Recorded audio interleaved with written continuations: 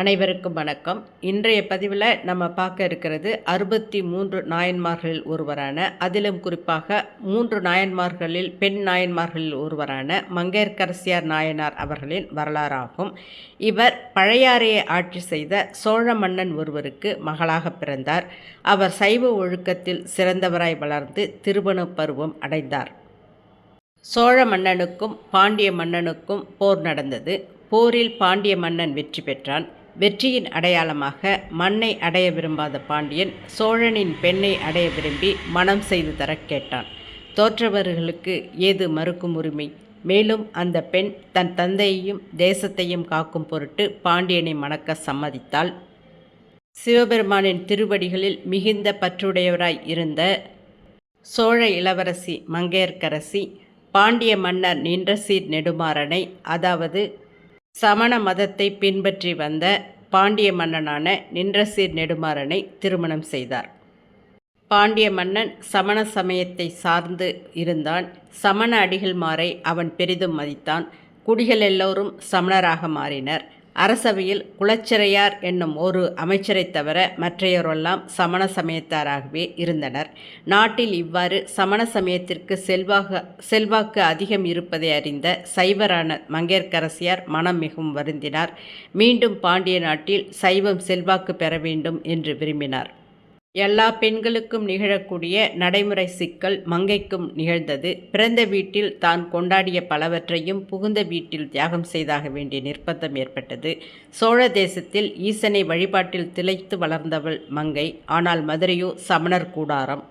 மன்னன் மங்கையர்க்கரசியை அவள் விரும்பும் ஈசனை வழிபட அனுமதித்தான். ஆனால் அதுவும் ஓரளவுக்குத்தான். திருநீறு அணிந்த நெற்றியோடு அவன் எதிரே யாரும் தோன்ற முடியாது. மங்கையர்க்கரசியார் பாண்டி நாடெங்கும் சைவம் தழைக்க முயற்சிகள் பலவற்றை செய்தார். ஆனால் அனைத்தும் வீணாகின.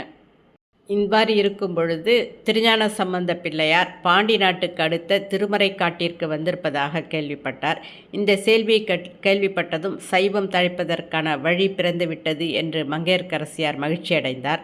அமைச்சரான குலச்சிறையாரோடு ஆலோசித்து சம்பந்த பெருமானிடம் தூதுவரை அனுப்பி வைத்தார்.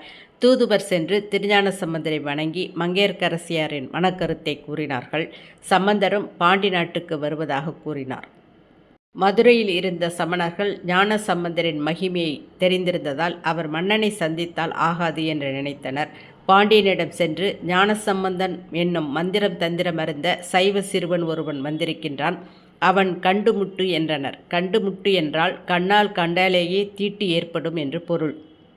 உடனே பாண்டிய மன்னனும் கேட்டு முட்டு என்றான். அதாவது அந்த செய்தியை காதினால் தான் கேட்டதாலேயே தனக்கு தீட்டு ஏற்பட்டு விட்டதாக சொன்னான். சமணர்கள் கூடி ஞானசம்பந்தர் இருந்த இடத்தை தீயிட்டு அழிக்க முயன்றும் பாண்டியன் மறுப்பு எதுவும் சொல்லாமல் இருந்தான். ஆனால் தீ ஞானசம்பந்தரை எரிக்கவில்லை. ஞானசம்பந்தரோ மதுரைக்கு இறைவன் தன்னை வரவழைத்த திருவுளத்தினை அறிந்திருந்ததால் தன்னை அழிக்க வந்த தீயினை தன் பகைவர்கள் மேல் ஏவினார்.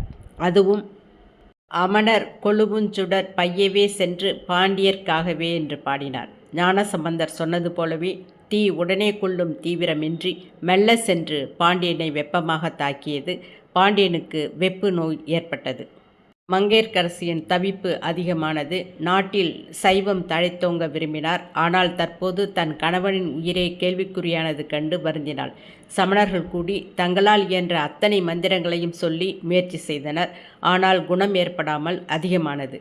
அப்போது மங்கையர்க்கரசி வழிகாட்டும் குருவாக மாறி ஞானசம்பந்தரை சரணடைய வழிகாட்டினால் மன்னனும் ஏற்றுக்கொண்டான். மதுரை மக்களுக்கும் மன்னனுக்கும் இந்த உலகத்துக்கும் திருநீற்றின் பெருமையை உணர்த்த விரும்பிய ஞானசம்பந்தர் மந்திரமாவது நீரு என்று பதிகம் பாடி திருநீற்றின் மூலம் மன்னனின் நோயினை நீக்கினார். சமணர்கள் இதை கண்டு பொறுக்காமல் சம்பந்தரை அனல்வாதம் புனல்வாதம் செய்ய அழைத்தனர். அதிலும் சம்பந்தரே வெற்றி பெற்றார். மன்னன் சிவன் வசமானான். மதுரை சைவத்தின் வசமானது. மங்கையர்க்கரசி நாயனார் தன் சிவபக்தியையும் காத்து கொண்டு தன் கணவனையும் காத்து தான் மதிக்கும் சிவநாமத்தையும் காத்து பெரும் புகழை பெற்றார். அதனால்தான் நாயன்மார்களுள் ஒருவராக மாறினார். இன்றும் மதுரையில் சைவம் தழைத்தோங்குகின்றதென்றால் அதற்கு மங்கையர்க்கரசியாரின் அரும்பணியே காரணம். மங்கையர்க்கரசி நாயனார் சிவபெருமானின் திருவருளினாலே நெடுங்காலம் குறைவில்லாத ஆட்சி புரிந்த மன்னருக்கு துணையாக இருந்து மன்னரோடு சிவபதத்தை அடைந்தார்.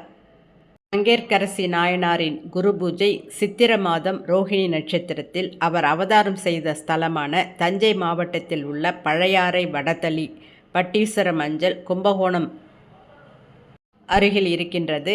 அந்த தலத்தில் உள்ள அருள்மிகு சோமேஸ்வரர் திருக்கோயிலிலும் முக்தியடைந்த ஸ்தலமான அருள்மிகு மதுரை மீனாட்சி அம்மன் கோவில் நந்தி மண்டபம் அருகில் உள்ள நால்வர் சன்னதியிலும் மிகவும் சிறப்பாக கொண்டாடப்படுகின்றது. பழையாறை சோமேஸ்வரர் திருக்கோயில் உள்பிரகாரத்தில் மங்கையர்க்கரசியார் நாயனாரின் திருவுருவச் சிலை தெற்கு நோக்கி இருக்கின்றது. இவரது குரு பூஜை அனைத்து சிவாலயங்களிலும் சிறப்பாக கொண்டாடப்படுகின்றது. மங்கையர்க்கரசி நாயனார் திருவடிகள் போற்றி போற்றி.